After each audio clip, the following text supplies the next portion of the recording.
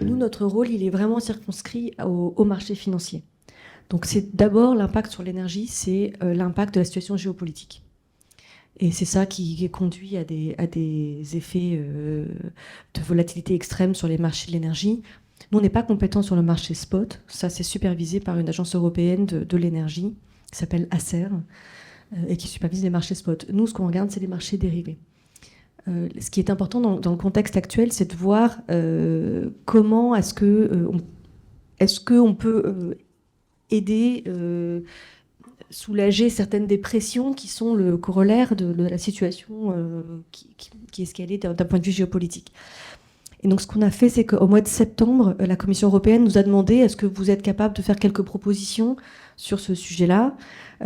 L'idée étant, comme il y avait une pression très forte, une volatilité extrême avec les prix qui explosaient sur le marché de l'énergie, il y avait un certain nombre d'acteurs, notamment non financiers, donc des producteurs d'énergie, qui souffraient de cette montée radicale des prix et qui avaient du mal ensuite à honorer leurs appels de marge. Donc on a regardé et on a fait un certain nombre de propositions dans un temps très court pour dire, voilà, on pourrait éventuellement soulager certains actifs éligibles en collatéral dans les chambres de compensation. Donc sur les marchés dérivés, les chambres de compensation s'interposent entre les contreparties. Et donc là, plus les prix montent, plus leurs appels de marge augmentaient. Donc on pouvait essayer de voir est-ce qu'on peut faciliter un petit peu les actifs qu'on peut mettre en collatéral sur une transaction.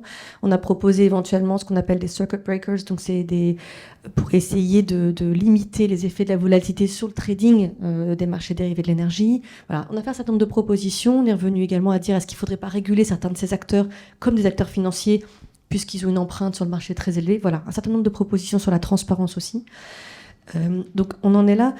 Pour répondre peut-être à votre question, nous, on est vigilants simplement sur le fait que toute action qui est prise sur le marché de l'énergie a un impact de facto sur le marché financier. Et donc, il faut essayer de regarder comment est-ce qu'on peut être conscient de l'impact que ça peut avoir.